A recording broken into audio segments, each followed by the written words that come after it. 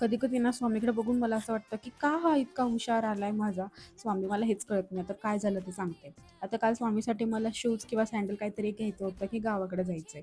आता गावाकडे जायचं म्हटलं, की तयारी तर करावीच लागते. आता बघा, त्यांनी शूज जे आवडतात त्याला त्यांनी स्वतः ते ट्राय केले, चालवून बघणं, आरशात जाऊन बघणं, हे सगळं त्याचं चालू होतं आणि आम्हाला दोघांना एवढं कौतुक वाटतं ना, याला कळालं कसं? कारण की मी अशी सॅडल त्याला फर्स्ट टाईमच घेते, कारण की शॉपमध्ये जाऊन त्याला अजून तरी मी सॅडल घेतली नव्हती. नंतर ना संध्याकाळी सगळ्या गोष्टी आवरल्यानंतर लोणी करावं, तूप करायचं होतं. कारण एक-एक गावाकडे जायचं तर मला एक-एक आवरायचं पडतं.